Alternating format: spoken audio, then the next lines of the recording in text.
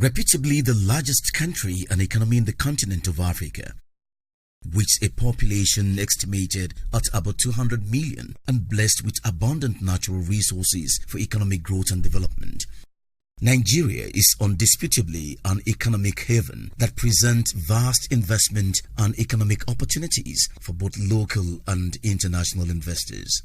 Available statistics, data, and prospective economic indicators over the years show that investors' interest in Nigeria has grown phenomenally in the last few years, but still leaving the investors confronted with various challenges of translating their meaningful, impactful, and resourceful investment dreams into reality, while the government on its part is contending itself with translating the vast, abundant resources, economic potentials, and opportunities of the country into judicious, prospective, fruitful, and profitable economic ventures. Given the circumstances of the business environment in Nigeria, and the functional setting in the policies, programs, and activities of the government in the ease of doing business, report shows that in transforming their investment dreams into reality in Nigeria, investors, among other numerous factors, have to contend with lack of information about the law and policies of government concerning investment in Nigeria, applicable tax regimes, available incentives, standardized processes and timeliness for obtaining permits and documentations, easy access to seaports, absence of the ease of doing business, disregard for the rule of law, arbitrary breaches and lack of sanctity of contract, lack of transparency in government processes, and systemic endemic corruption, among others, resulting in an effect situation where meaningful investors in the country are left in the dark side of the business environment in Nigeria. At best, investors rely on paltry information given to them by their country's diplomatic missions in Nigeria. While such information may, however, be generically useful to investors, they often do not cover issues bordering on who helps investors to identify credible local partners. Who do and should they talk to when they visit government agencies? Who helps them with challenges on online transactions? And who to go to for aftercare support? It is in this regard and connection that Link Legal Consulting, a registered firm with the Corporate Affairs Commission in Nigeria, with focus on investment support, peace and security and advisory services, was established to specifically provide the much needed support by responding to the highlighted challenges posed in the ease of doing business in Nigeria, covering the provision of capacity training to states and dealing with human security issues manifesting in the various symptoms of the insecurity in Nigeria today.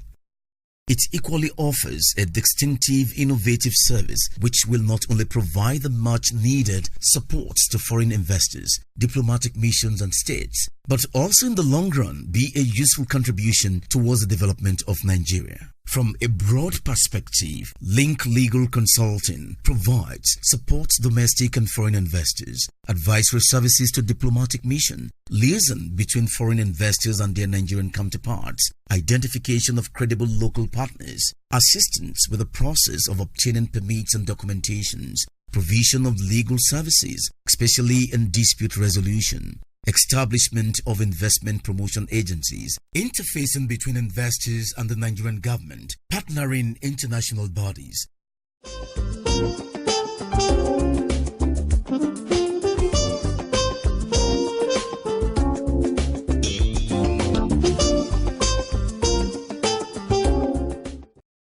One man in the lead of the professional team of Link Legal Consulting is Professor Ademola Abass, a highly experienced professional with an outstanding profiling of international reckoning, whose time in government was marked by unprecedented interest of foreign investors and leaders in Nigeria. From the President of France, Emmanuel Macron, Prime Minister Theresa May of the United Kingdom, to Juliet Payet, Governor General of Canada, and an array of other world leaders when Lagos played host to an international business forum engagement who were keen in forging a stronger business relationship with Nigeria. In his recognition of international reckoning, Professor Ademola Abass' reputation cuts across many established institutions and corporate entities and beyond. His enviable pedigree speaks volume of an accomplished professional whose commitment, dedication, vision, mission, and impactful innovation for good governance transcends what words can truly express.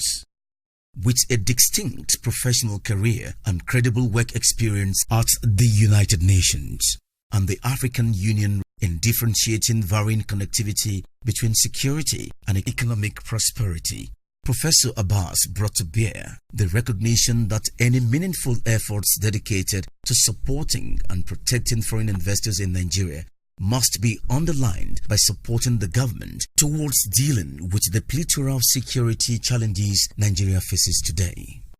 On what stands him out amongst its peers, Professor Ademola Abass is a product of the prestigious University of Ibadan, the University of Lagos, Nottingham University, and the Cambridge University with a PhD in international law.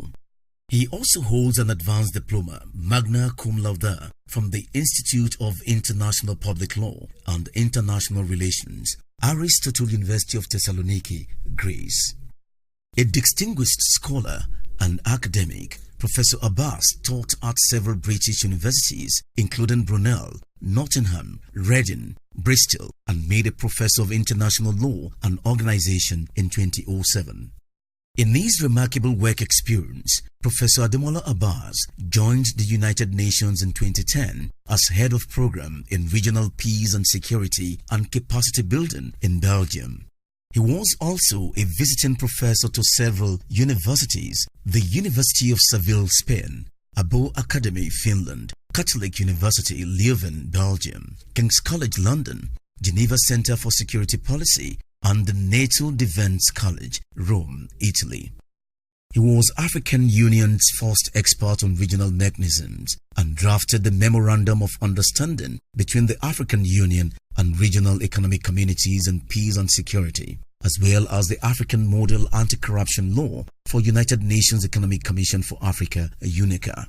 He was head of the African Center for Peace and Security of the Institute for Security Studies at Addis Ababa, Ethiopia. In his area of professionalism, he is a fellow of the Cambridge Commonwealth Society and a member of the Academic Council on the United Nations System.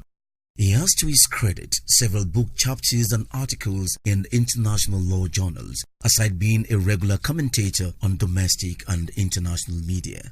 According to him, buying more guns and bullets and more military hardware can only succeed in proffering a short-term solution to the consequences of insecurity in Nigeria, the kidnapping, the Boko Haram insurgents, violent juvenile delinquency, amongst others. For him, such short-term methods can only succeed in scourge-winning the battle against the scourge. However, within the war, in his view, an interview engagement calls for investing in the root causes of insecurity and the long-term goal. Investment will grow your GDP. But I keep telling them that, look, investors don't want to put their money when there is insecurity. And that insecurity is not only to their, let me even digress a bit, it's not only to their persons, it's also to their investment. One of the most challenging things you have in Nigeria for an investor today is the security of their investment. Because when we talk about security that we're talking about, environmental security in a way. Is it safe for them to move about? Is it okay for them to do this and this and that? Won't they be hijacked? Won't they be killed? Won't they be attacked? All those kind of examples of naked security, they don't want it. They want a peaceful atmosphere. But also beyond that is the fact that they are also concerned about the security of their own investment. No investment want to put a dollar, a penny, or a yen, anything in a society in which they are scared that as soon as a particular government leaves, the next one might not believe in their investment and throw it to the garbage bin. At the end of the day, they're worried about that. So I'm talking about how do we protect investment in this country? What is the legal protection of investment in Nigeria? All those things have to be looked into very, very quickly by states in Nigeria, by the government in Nigeria. It is beyond doubt the need for the institution and establishment of Link Legal Consulting in addressing the various concerns of security challenges faced by investors.